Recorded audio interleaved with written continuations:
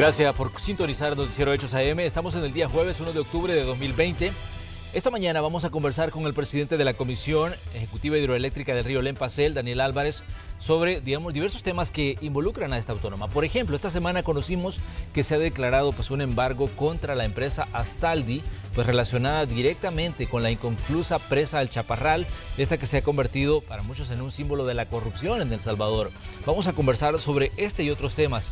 El juzgado incluso anunció que va a pedir la asistencia de la justicia italiana para hacer efectivo el embargo contra esta empresa, 227 millones de dólares. Pero ¿qué representa, este dinero en el universo de los costos que tiene para El Salvador la presa El Chaparral? Lo vamos a conocer hoy aquí en Hechos AM, pero ponemos algunos hechos en contexto. El Juzgado Noveno de Instrucción de San Salvador emitió la orden de embargar por un monto de 227.677.113 dólares los bienes de la sociedad Astaldi, a petición de la parte querellante representada por la Comisión Ejecutiva Hidroeléctrica del Río Len-Pasel. Además, la jueza ordenó decretar el embargo preventivo sobre los bienes de los imputados José Leopoldo Zamur y Mario Periagostini Meaoki, una vez la parte interesada indague con exactitud los bienes sobre los cuales recaerá el embargo. La resolución de la jueza emitida el 28 de septiembre señala que es procedente emitir la solicitud de asistencia judicial a la República de Italia a fin de que se lleve y se materialice el embargo preventivo de bienes propios de Astaldi, siendo su presidente Paolo Astaldi en ese país.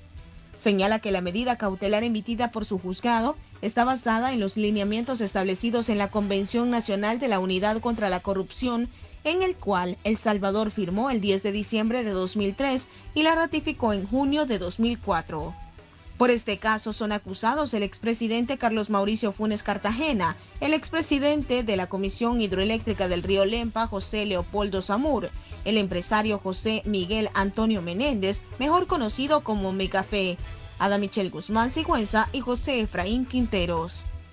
Esta mañana conversaremos sobre estos y otros temas con el presidente de CEL, Daniel Álvarez. Bienvenidos a la entrevista de Hechos AM.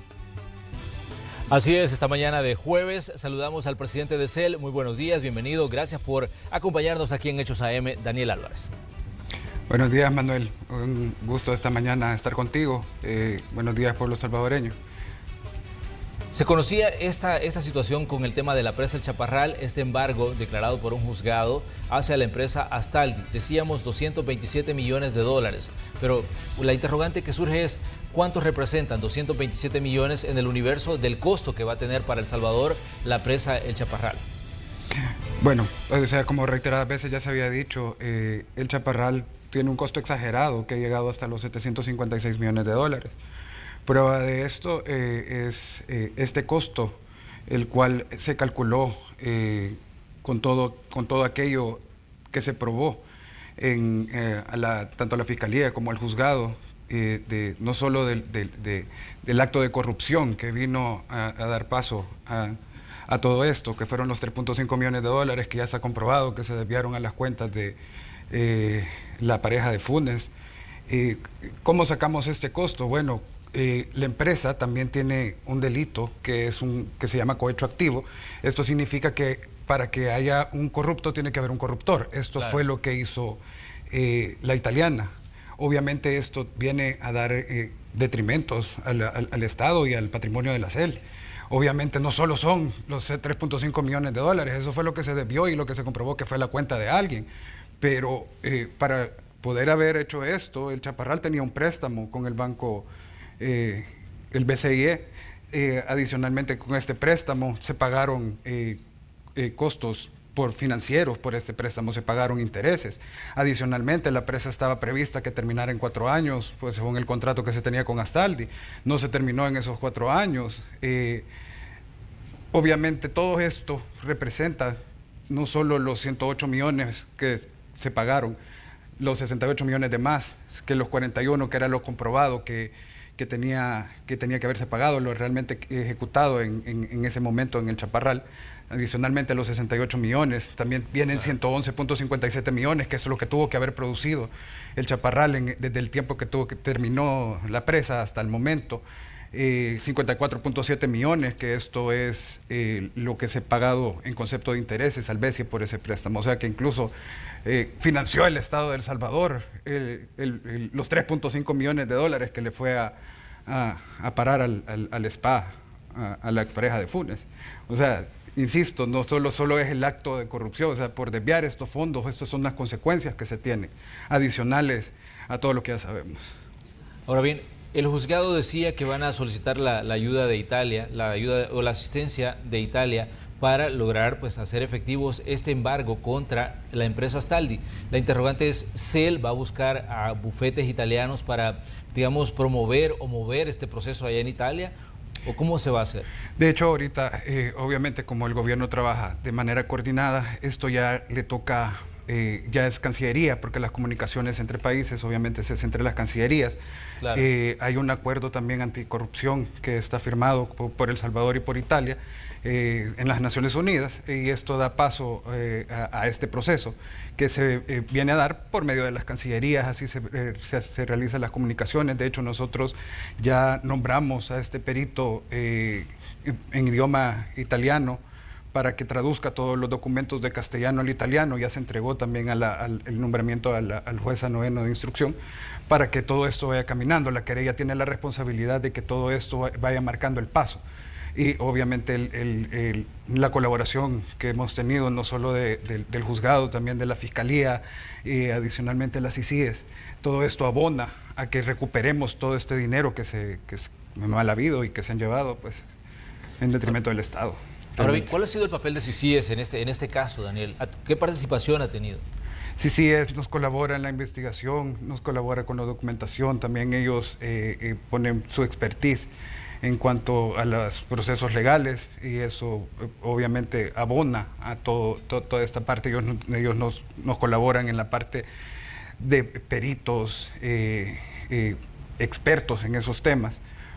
Ellos tienen más experiencia que nosotros en este tipo de actuaciones, y ellos esa es la parte que nos está colaborando. Adicionalmente, CICIES está activamente, ya todo esto ya no trascendió solo la fase 1 del Chaparral, sino que también la fase 2, y ellos nos están colaborando en también ver lo que fue hacia la fase 2. Ahora bien, hay puntos importantes, digamos, en este caso que se ha convertido pues en un símbolo decíamos, de la corrupción, pero también es importante pensar cuánto tiempo va a tomar en que esté concluida la presa del Chaparral. Decíamos que esto tendría que haber sido hace mucho tiempo, pero obviamente solo había un agujero ahí, entonces, y al final era un tema de que se había quedado como inconcluso. ¿Cuándo estiman ustedes que podría estar, digamos, ya concluido el proyecto El Chaparral? El proyecto El Chaparral está previsto que se entregue su obra civil en febrero de 2021. Y obviamente ya con la obra civil solo esperamos a que venga la lluvia, hacer las pruebas y poner el funcionamiento, y a partir del otro año, ya que la presa El Chaparral esté generando energía como debe de ser, como tiene que generarla. ¿Han logrado ustedes desenmarañar, Daniel, la trama de corrupción que se tejió en torno al Chaparral y en la que pues obviamente estuvo involucrada CEL? Por supuesto, de hecho eso ha sido una labor bastante extensa de parte de la gerencia legal y también de los querellantes de la CEL.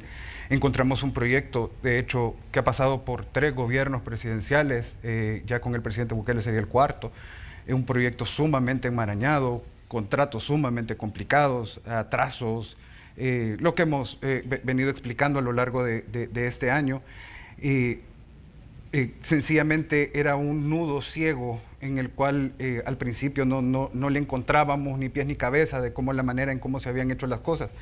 Pero gracias a la asistencia, a la auditoría que nosotros venimos, que nos colaboró el BESIE con ella, que trajimos al experto, con ello venimos y empezamos a desenmarañar técnicamente todo lo que estaba enredado dentro del Chaparral, todo esto que también incluso pareciera que estaban encubriendo lo que pasó en el Chaparral 1, sí. Por eso ciertas decisiones que se tomaron en el Chaparral 2, y obviamente cuando lo tomamos nosotros teníamos que ver de qué manera el proyecto tenía que seguir, puesto que esto significaría un impasse financiero muy grande para el país. Mejor el dinero que iba a generar al terminarla, pero para que esto fuera realidad teníamos que acelerar el proceso para lograrlo terminar en un tiempo adecuado y que dejáramos de perder dinero, porque cada día que pasa el Chaparral y no se termina es pérdida de dinero para el Estado, y esto es lo que ya no podíamos permitir.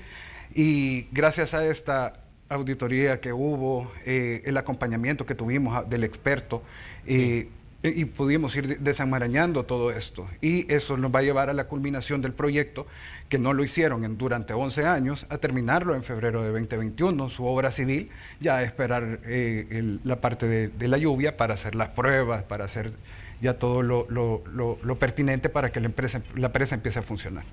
Ahora bien, hay muchos nombres involucrados en este caso, entre ellos Leopoldo Samur, quien fue presidente de CEL, Federico Pieragostini, también que era representante de Astaldi, se menciona a Miguel Menéndez, se menciona a una cantidad de gente, pero también se menciona a Ada Michelle Guzmán. Ustedes decían, y se mencionaba de que en las cuentas de ella se había depositado dinero que venía, en este caso, del caso del Chaparral. ¿Cuánto dinero estamos hablando? El comprobado que fue a las cuentas de ella son 3.5 millones. Esto dio a pie que, como dice el nicaragüense, que no tenemos ni idea de lo que estamos haciendo, ni que tenemos, no. Claramente hubo una transferencia del Salvador, obviamente, de la CEL a Astaldi. De esto, en Astaldi se desviaron fondos a un banco en Luxemburgo, de Luxemburgo pasó a Panamá, de Panamá pasó a El Salvador, y en El Salvador justamente fue a caer a ese SPA, que como él bien lo dice, sí, el amigo era el dueño de esto, pero también presentaba ahí la compañera de vida, no sé qué demonios es de ley, pero esto nos llevó a la prueba de que sí, a estas personas llegó esa parte del dinero, específicamente a la expareja de Funes. Como repito, el detrimento no solo son los 3.5 millones, también hubo la parte de CEL que fue cómplice. Obviamente está Leopoldo Samur, él fue el que vino y tuvo que dar las órdenes para que se ejecutara el arreglo directo con Astaldi. Tuvo que venir un corruptor que fue Mario Pieragostini, que fue el que obviamente ofreció el dinero para hacer el arreglo directo. Obviamente sí hay muchas pruebas de esto, tenemos mucha documentación de esto.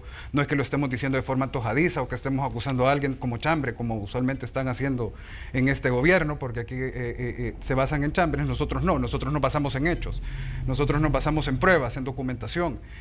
Todo esto fue lo que se le ha presentado al juzgado noveno de instrucción, y obviamente aquí está el resultado, que es lo que presentamos ahora. No solo la parte penal, que la parte penal es a donde todas estas personas y todos estos nombres que acabamos de mencionar van a pagar con cárcel, pero adicionalmente tenemos que recuperar todo el dinero que se pudieron haber robado del proyecto. Pero ¿cómo ve usted ese proceso de recuperación? Porque obviamente decíamos, hay un caso de corrupción, se menciona una cantidad de dinero impresionante a la hora de hablar del manejo que se hizo de CEL y también de situaciones como el caso del Chaparral. Y la interrogante que nos hacemos los ciudadanos es, ¿cuánto se va a poder recuperar? Digamos, ¿cuál es el camino que se va a seguir? ¿Cuánto tiempo va a llevar este proceso de recuperación? Eso el tiempo, nosotros, insisto, estamos acelerándolo, y la labor de la CEL es que todo esto sea en el menor tiempo posible. Lastimosamente sí hay tiempos legales, hay tiempos, y se involucra también a otro estado, que es en Italia. Ya se involucran otras instituciones en donde se tienen que correr tiempos legales. Ahora, nosotros estamos trabajando para recuperar este dinero en el menor tiempo posible, porque esa es la tarea de la CEL como querellante, o sea, venir y recuperar ese dinero, comprobar que de verdad fue un detrimento del Estado, que ya se hizo, ya lo comprobamos, por eso el fallo a favor de este embargo. Y adicionalmente nuestro trabajo es colaborar con todas las demás instituciones para que esto se vuelva realidad, porque recordemos que no estamos peleando el dinero de Daniel Álvarez, no estamos peleando el dinero del presidente Bukele, estamos peleando el dinero del pueblo, y esa es la tarea que me ha dado el presidente Bukele, pelear hasta el último momento para recuperar todo lo que se han robado. Y eso es lo que estamos haciendo, y colaboramos con todas las instituciones, por ejemplo con Cancillería, trabajamos de manera coordinada, estamos en constante contacto para acelerar todos estos procesos. Ya cuando los tiempos legales lo determinen, ahí sí se les podría dar un tiempo más exacto, pero esto depende de tiempos legales, lastimosamente. Hay un proceso activo de embargo también contra Leopoldo Samur, que fue presidente de CEL, y también contra Mario Federico Pieragostini. ¿Cómo está esto? ¿Qué les han dicho los abogados a ustedes? Ellos presentarán su defensa al juzgado. Nosotros no tenemos contacto con la parte a la que estamos acusando. Eso no, pero los abogados que representan a CEL, digamos, ¿qué les dicen sobre estos embargos? ¿A quién, perdón, le dicen los abogados de CEL? ¿Cómo? No. Exactamente, ¿qué les dicen a ustedes sobre estos embargos? Que están, digamos, ya en proceso. ¿Cuánto se va a lograr recuperar? Lo que vamos a lograr recuperar es lo que estamos diciendo, son 227 millones. El tiempo, como te repito, estos son tiempos legales. O sea, lo que estamos haciendo con la querella es acelerándolos, trabajando de forma coordinada. Por ejemplo, el juzgado pidió el perito experto italiano, el mismo día se presentó a este perito, claro, para acelerar estos procesos. Pero eso ya, insisto, dependerá de los tiempos, tanto de los juzgados de El Salvador como de su contraparte en Italia para hacer realidad el embargo de los 227 millones. ¿Qué dice la parte de la defensa? O sea, la parte de la defensa no logró desvirtuar lo que nosotros presentamos. Por esa razón hay un fallo a favor de eso. Ya tuvimos un primer embargo, que eran los bienes que había dejado Astaldi en el Chaparral, que ya se habían pagado y no estaban a nombre de la CEL, que iban dentro de estos 108 millones, que era parte de los 41 millones que realmente habían ejecutado, y no estaban a nombre de la CEL. Ya ese primer embargo se logró, ya está esos bienes a favor del Estado, y eso es lo mismo que vamos a hacer con estos 227 millones, solo que requiere otro proceso, porque eso ya involucra a otro país. Es una empresa que no es salvadoreña, sino que es italiana. ¿Qué piensan ustedes cuando Alessandra Onorati, quien es vocera de Astaldi, le responde a una cadena internacional y le dice que están trabajando en la información necesaria para dar una posición en torno a este caso, y ellos dicen que no desconocen cuándo van a ser publicada, digamos, esta posición de ellos? Esto prácticamente es un reconocimiento de que Astaldi está consciente de que se está promoviendo este proceso desde El Salvador. Pues me alegro que ya lo conozcan. Eso quiere decir que nos acortan los tiempos, eso quiere decir que ya están enterados de lo que está sucediendo, y eso va a facilitar, como usted bien lo dijo en este momento, ya hay un reconocimiento de este proceso, de la casa matriz que está en Italia. Esto, repito, va a acelerar los procesos, porque ya se están dando por enterados, acorde a lo que ha dictado la jueza. Desde el punto de vista de ustedes, ¿consideran que la casa matriz sabía lo que estaba pasando en El Salvador? Por supuesto, ¿cómo no va a saberlo? O sea, pues ellos al momento desde que hubo un desvío de fondos desde su casa matriz hasta Luxemburgo, de Luxemburgo a Panamá, obviamente tiene que haber estado enterada. No fue que el dinero se pagó a la filial de El Salvador o al representante en El Salvador y del mismo El Salvador pasó a otra cuenta. No, llegó a Italia, de Italia pasó a Luxemburgo, de Luxemburgo pasó a Panamá y de Panamá pasó a El Salvador. Es ilógico decir que no estaban enterados, o sea, no sería adecuado decir no, yo no sabía, pues cuando tenemos este tipo de información. Muy bien, definitivamente que este es un proceso, como decíamos, un proceso que se va a coser a paso lento, porque los tiempos legales, como usted bien lo mencionaba, Daniel, son los que hay que esperar, y definitivamente son los plazos los que va a ir venciendo, y ahí vamos a ir conociendo, digamos, cómo va evolucionando esto. También falta, digamos, la reacción y la cooperación que puede dar en este caso Italia en torno a la petición que va a hacer la justicia salvadoreña para que se les dé, digamos, cooperación en la búsqueda de recuperar estos fondos que considera, pues, se forma parte de esta maraña en la que se ha convertido, pues, el caso El Chaparral. Pero también hoy queremos hablar de otros temas que nos parecen a nosotros interesantes. ¿Cómo está cerrando CEL este 2020, considerando, digamos, que parte de todo lo que ha ocurrido este año se ha enfocado mucho también en el Chaparral, pero sabemos que hay otros proyectos en los que ustedes han estado trabajando? No, claro, de hecho, orgullosamente la CEL, obviamente por temas, lastimosamente tenemos, de hecho, la emergencia de la pandemia, hubieron muchísimas cosas que se retrasaron por los cierres de los aeropuertos, pero no quiso decir que la CEL dejó de trabajar. De hecho, que continuamos la construcción de la presa, pero adicionalmente nos pusimos al día con las administraciones, empezamos a ordenar todo lo que lleva la CEL en sí. empezamos a ver qué proyectos podíamos empezar a hacer, incluso con el problema de la pandemia. De hecho, ya vienen los proyectos que ya se habían anunciado previamente. Ya en este próximo 2021 vienen los proyectos fotovoltaicos. Ya espero que ya el otro mes ya lancemos la licitación para la planta de biogás, la licitación internacional para el diseño de esta planta para poder hacerla realidad, ya que el aeropuerto ya está operando, ya podemos lanzar esta licitación. Adicionalmente estamos trabajando para ver de qué manera resolver problemas como el de la ninfa, y también al mismo tiempo generar energía. Estamos viendo proyectos fotovoltaicos encima de los embalses que sean autosostenibles y que adicionalmente nos apoye este mismo proyecto a controlar el nivel de la ninfa, que ya lo estamos haciendo, pero de una manera coordinada con medio ambiente, pero de una manera más, llamémoslo artesanal. Ya queremos una solución definitiva para el problema de la ninfa. Adicionalmente estamos viendo proyectos ya de revivir los proyectos de Chinameca, que con la Geo, ya poder producir más megas con geotermia, nuestro oro blanco, ya que orgullosamente en este momento nos dimos cuenta que El Salvador tiene muchísimo potencial y muchísimos recursos, y durante la pandemia no dependimos de ningún externo para cubrir la demanda de la pandemia en energía. Y la mayoría de esta energía, que fue casi el 75%, fue de energía renovable. Entonces, y como mandatado por el presidente de la República, nosotros estamos para eso, para venir y apostarle a la energía renovable, no solo a la parte hidroeléctrica con el Chaparral, sino que también la reactivación de la geotermia, que por 10 años estuvo sumamente retrasada, no generó un mega más. Nosotros le vamos a apostar también a eso, en donde vamos a tratar de duplicar la producción por medio de la energía geotérmica.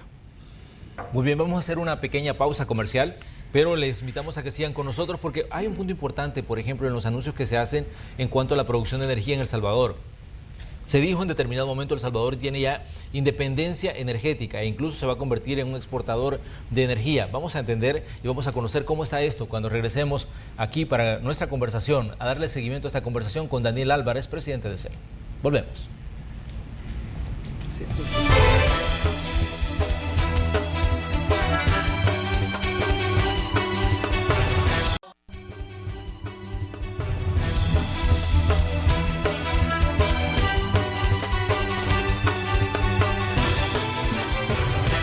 Este jueves 1 de octubre estamos conversando con Daniel Álvarez, presidente de CEL, de la Comisión Ejecutiva Hidroeléctrica del Río Lempa, y estamos conversando de diversos temas. Ya hablábamos del caso Astaldi, el tema del Chaparral, el embargo contra esta empresa italiana, el conocimiento que tiene ya la casa matriz y los 227 millones de dólares que serían lo que estaría buscando, en este caso, recuperar El Salvador de este proceso que, como decíamos, se ha convertido en un caso interesante en materia, digamos, de lucha contra la corrupción y una investigación que todavía pues no ha concluido. Pero también, como decíamos, hay otros puntos importantes que hablar con el presidente de CEL. Ustedes, Daniel, anunciaban hace un tiempo atrás de que El Salvador había logrado independencia energética y que incluso podría convertirse en exportador. ¿Cómo ven ustedes el panorama en este, digamos, mes de octubre ya de 2020 respecto a estos puntos en específico? Bueno, de hecho, en ese momento teníamos una total independencia. Eso surgió también a los comentarios de un personaje de Guatemala que decía que nosotros dependíamos de la energía de Guatemala. De hecho, no fue así. Durante la pandemia nosotros tuvimos total autonomía y éramos sumamente eficientes en el momento de producir energía. De hecho, solo la CEL, te comento que con respecto al año pasado hemos producido 42% más en el mismo lapso de tiempo. Esto se debe a la eficiencia que han tenido las instituciones del Estado, tanto la CEL como la GEO, en la producción de la energía. Antes, y una viva prueba de esto eran todas las inundaciones que habían en la parte del Bajo Lempa. Hoy, con 2 tormentas inmensas, el Bajo Lempa no sufrió lo que sufría antes, sino que por el buen manejo que se hizo con el recurso hídrico, por estas tormentas, por la eficiencia de la parte de producción de la CEL, todo este recurso se aprovechó de tal manera de que si el mercado nacional ya había topado con la producción que estaba dando la hidroeléctrica, nosotros venimos y colocamos el resto, el remanente, y no verter el agua por compuertas, sino que producir más energía y hacer producir a la planta hasta el tope. No solo para la energía de El Salvador, sino que también la colocamos en Honduras y la colocamos en Nicaragua. Esto siempre se pudo haber hecho, simple y sencillamente las herramientas estaban dentro de la CEL, simplemente hoy se están eficientizando y se está enfocando la CEL en lo que debe de hacer, producir energía. Y obviamente darle autosuficiencia al país en una emergencia tan grave como lo fue la pandemia, como lo es, de hecho, no ha terminado. Nosotros también, adicionalmente a esto, nosotros le estamos apuntando a la absoluta independencia, no solo de la importación de energía, sino que adicionalmente convertirnos en un exportador de energía, tener suficiente energía renovable, ya no depender solo del búnker, que esto es esa poca dependencia que todavía tenemos del búnker, esto nos hace ser importadores, porque suele ser más barato importar la energía que producirla acá con búnker. Entonces, claro, a eso obviamente cuando hay más generación por energía renovable, como la es la hidroeléctrica, como es la geotermia, esta dependencia se vuelve menor porque el valor del precio de la energía de la hidroeléctrica es más bajo que el del búnker. Entonces, a esto es lo que le estamos apostando. Llegar al 99.9% de dependencia de energía renovable, nada de energía por medio de búnker, y todo aquello que sea energía de más, poderla seguir vendiendo en los mercados como Nicaragua y Honduras. Pero en este, digamos, inicio de octubre, ¿El Salvador está importando energía? ¿Perdón? ¿Está importando energía El Salvador a este inicio de mes? Sí, en ese momento sí hay una pequeña importación de energía. Es muchísimo menor que con respecto al año pasado, pero sí todavía se ha importado energía. Muy bien, definitivamente decíamos que esto es importante porque entra el proceso de evaluación también de cómo ha estado la temporada de lluvias. Sabemos que han estado haciendo descargas. ¿Cuál es la condición de los embalses a este inicio de mes? De hecho, este año la lluvia ha sido bastante bondadosa, la hidrología ha sido media durante todo el año. En base a eso los embalses también están en sus niveles normales. Obviamente cuando las 4 centrales están sumamente conectadas, cuando se produce por Guajoyo, baja a Cerrón Grande, de Cerrón Grande a 5 de noviembre y de ahí a 15 de septiembre. Esto hace que el agua produzca 4 veces, entonces ya el último eslabón, que es la 15 de septiembre, tiene que abrir compuertas porque ya el embalse está totalmente lleno. Ahora se trata de que no se tire por vertederos, sino que de tener al tope la generación, la generación para poder abrir el vertedero y hacer lo menos descargas posibles. Ahora bien, se dijo de que gracias a la situación de la baja en el costo del búnker, pues producir la energía estaba siendo un poco más barato. Las condiciones de lluvia han sido buenas. Se anunció una baja en las fluctuaciones que tiene normalmente, digamos, el costo de la energía. Pero, ¿qué tan sostenible va a ser esto en el tiempo, Daniel? Considerando, digamos, que mucha gente está interesada en esto porque afecta directamente la economía de los salvadoreños. De hecho, eso es a lo que se le está apostando. Hay proyectos nuevos, ya está entrando la generación por fotovoltaico. Esto hace que el valor de la energía baje, no depender del búnker. Ya viene el proyecto que en poco tiempo por energía eólica de Ventus. Esto compensa, o sea, cuando hay viento no hay lluvia y viceversa. Entonces esto va a compensar y va a mantener los precios bajos. Esta es la tarea que nosotros nos estamos dando y por eso le vamos a apostar 100% a las energías renovables para mantener, obviamente la idea es que eso se traslade al consumidor final. No que se la lleven unos pocos como se hacía en el pasado, que la CEL lo tiraba por vertedero y los que ganaban eran los privados porque venían y era la parte de las comercializadores las que se llevaban esta parte del pastel y no los que tendríamos que ser los beneficiados, que somos nosotros los usuarios finales. Entonces hoy la CEL está haciendo su trabajo, también con la parte de las subsidiarias, está abriendo la parte de los proyectos privados que son renovables, haciendo todo el mecanismo posible para que estos inversionistas de proyectos de renovables entren a El Salvador y poder abaratar la energía. Y repito, aquí la idea es no depender del búnker, porque nuestra dependencia hacia la importación de energía no viene dada porque El Salvador no tenga la capacidad para producir, claro, sino que viene dada porque hay un porcentaje pequeño que dependemos del búnker y este es el que margina el precio. Entonces, eso es lo que ya no queremos. Nosotros queremos que toda la energía que produce El Salvador sea renovable, que no dependamos del búnker y que mucho menos margine el precio, porque es algo que es sumamente volátil. Así sí, como puede estar muy alto, puede estar muy bajo. No, la energía renovable no, la energía renovable se mantiene. Entonces, ejemplo, la geotermia, que tiene un factor de potencia del 99%. Esto quiere decir que la misma energía la va a venir dando durante todo el año sin necesidad de que haya lluvia como en la hidroeléctrica.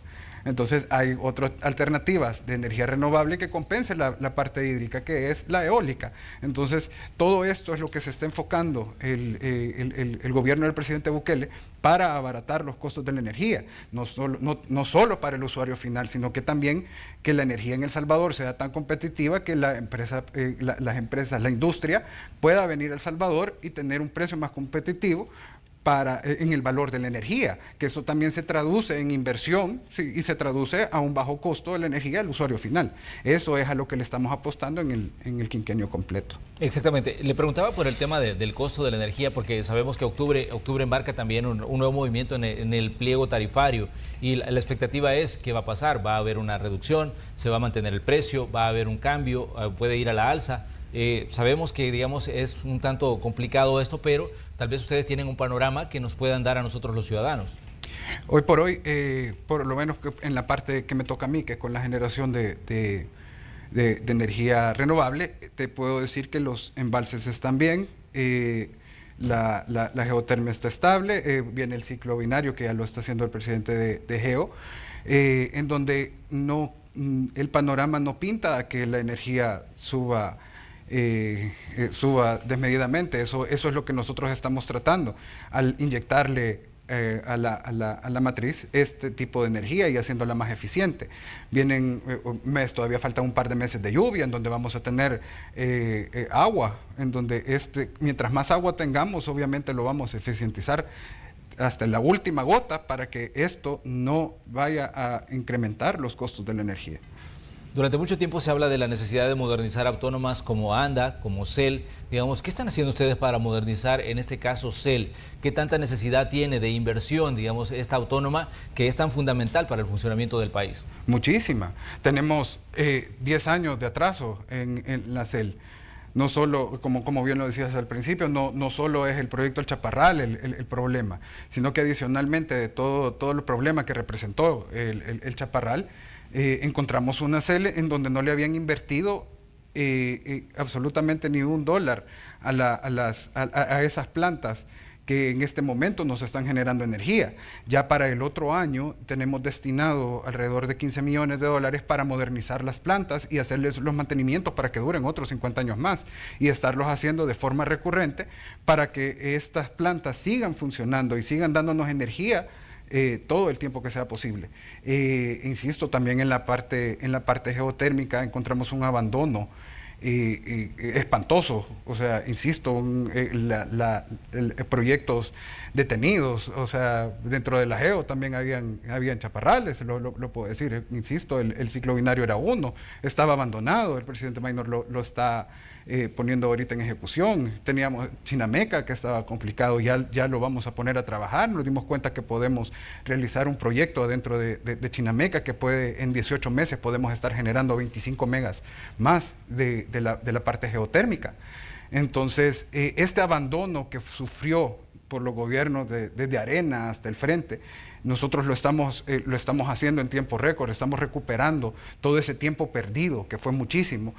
en donde vamos a modernizar las plantas, que ya lo empezamos a hacer, de hecho, para que pudiéramos hacer eficientes durante todo esto que te estoy contando, que pueda haber un 42% más de producción de energía en hidroeléctrica. No solo fue por la lluvia, sino que fue porque todos los mantenimientos se le hicieron en el momento y todas las necesidades que tenían, que no se habían cubierto por la administración anterior, se cubrieron entre el año pasado y desde mi entrada a este año, y lo vamos a seguir haciendo, vamos a modernizarlas. Tienen computadoras que todavía es un botón gigante el que apretás, ya eso lo vamos a cambiar, o sea, ya no debe de ser así, lo vamos a hacer, vamos a pasar al primer mundo en donde no solo vamos a hacer nuevos proyectos, sino que los que tenemos los tenemos que cuidar, son bienes del Estado. Y que tienen que seguir produciendo energía. Mientras más energía renovable tengamos, mientras más cuidemos nuestras hidroeléctricas, mientras más cuidemos nuestra geotermia, nosotros vamos a tener, lo que estábamos hablando hace un momento, vamos a tener más energía renovable para cuidar el precio de todo lo que somos consumidores y poderlo mantener bajo, que al final para lo que nos debemos por ser empresas de Estado es para eso, para que salga beneficiado el pueblo salvadoreño. Pero ¿cuánto estiman ustedes que es la demanda que tiene de inversión anual CEL? Porque definitivamente, digamos, usted decía, es muchísima, pero ¿se puede traducir esto en cifras? Claro, de hecho, el presupuesto nosotros encontramos un presupuesto gordo. Te hablo del presupuesto que yo encontré en 2019, para la ejecución de 2019, en un presupuesto gordo en gastos administrativos, obviamente para asesores onerosos, salarios onerosos, que de hecho, o sea, de paso decirte que uno de los salarios que encontré en ese momento fue uno de los señores que están haciendo la comisión para los ataques a la prensa.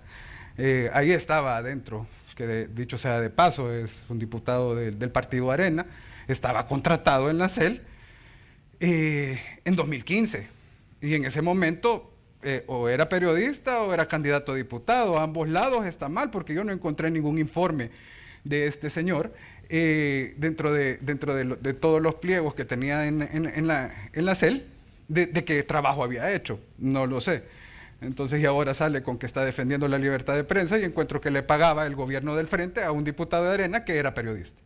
Entonces, todo esto viene dado que ese presupuesto gordo que encontré era para pagar este tipo de salarios onerosos, en donde habían contratos para asesorías legales por $250,000. Todo eso se quitó, ya no existen estos contratos onerosos.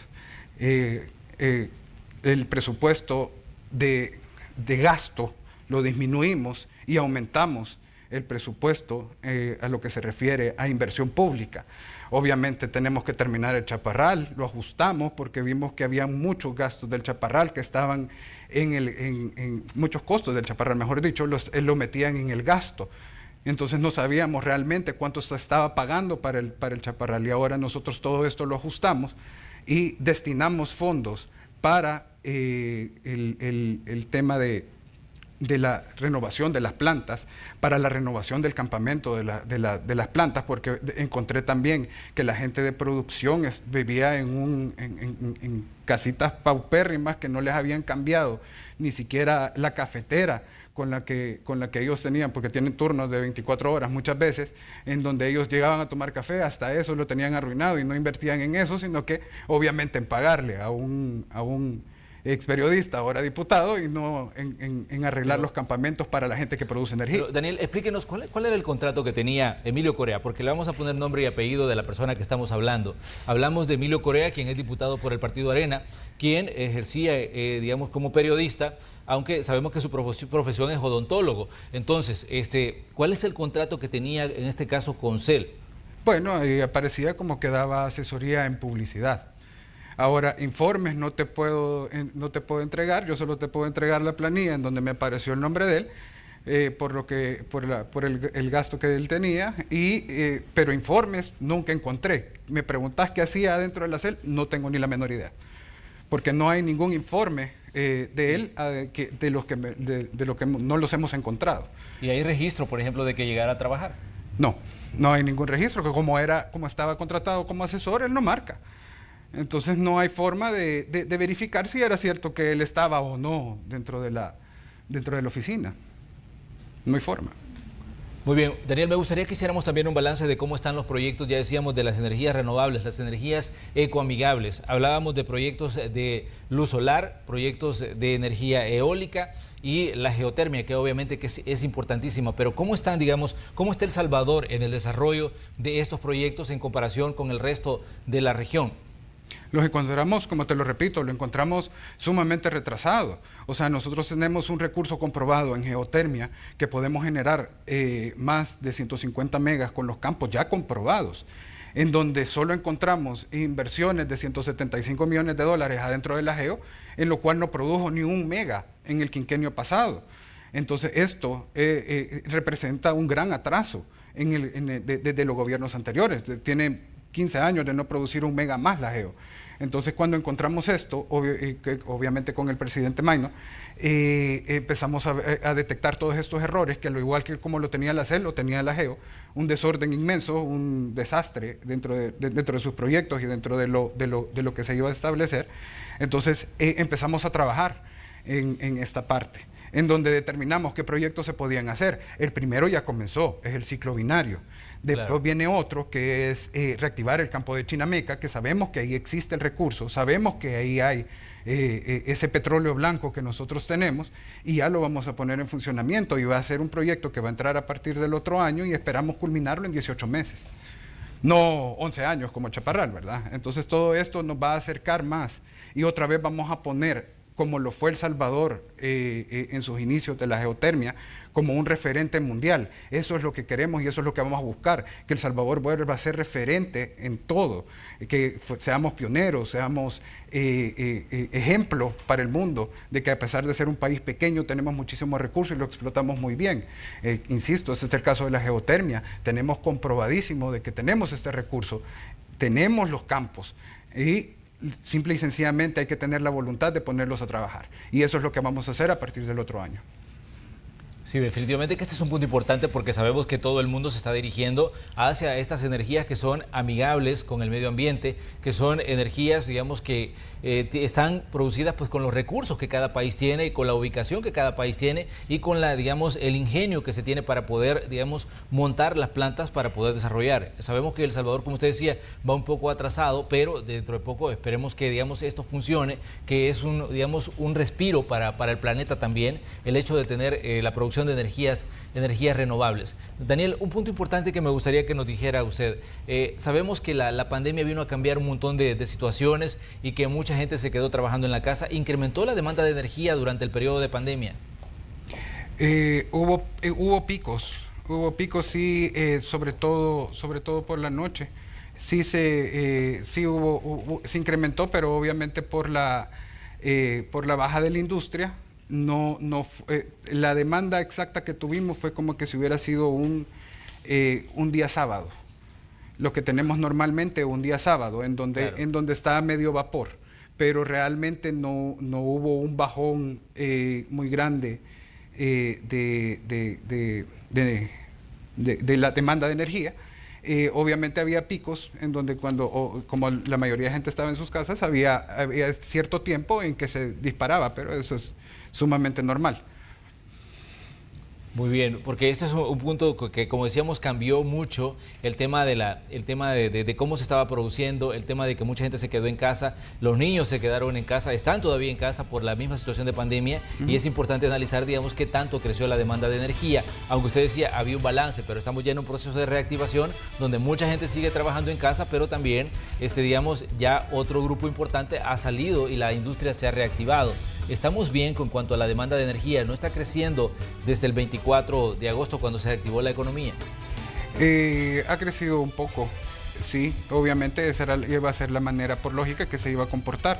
Ya hay las oficinas que estaban cerradas obviamente no usaban el aire acondicionado. Claro. Muchas de las casas de los salvadoreños no tienen aire acondicionado y no es lo mismo lo que gasta un televisor a este tipo de aparato. Sí. Entonces ya ahora sí se ha incrementado, como te repito, la demanda dependiendo de la hora, así se comporta, por eso te puedo decir un promedio, pero en realidad la demanda diaria ha crecido otra vez en el día y se ha mantenido en la noche, por ejemplo.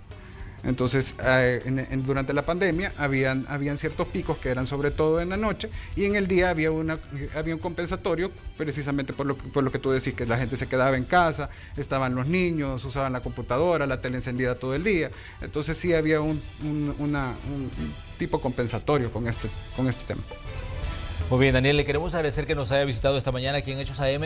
Siempre estamos interesados en conocer cómo está el tema de la energía en El Salvador y también interesados en los temas que involucran, en este caso, a ASEL. Le vamos a dar seguimiento a lo que está pasando con Asaldi y esperamos contar con usted para que nos venga a explicar a medida vayamos avanzando en este proceso sobre la investigación en el caso del Chaparral. Gracias por estar aquí, Daniel Álvarez. Gracias a ustedes, gracias pueblo salvadoreño por habernos escuchado. Y invitadísimo el Chaparral cuando ya no va a ser Chaparral, porque eso ya quedó en el pasado. El Chaparral era de Arena del Frente. Bienvenido en febrero cuando estemos inaugurando la obra civil de este gran proyecto. Le van a cambiar el nombre. 3 de febrero, exacto. Eso da marca a los gobiernos anteriores, que eran, por todo lo que te he presentado el día de hoy, más que comprobado que corruptos eran. Y algunos lo siguen siendo. Al cambiarle esto, demuestra que ya nos olvidamos de ese monumento a la corrupción que ha sido durante los 11 años anteriores y le da paso a lo que es hoy, que va a ser la represa 3 de febrero. Muy bien. Gracias, Daniel. Que tenga usted buen día y éxito en sus labores. Muchísimas gracias. Un placer.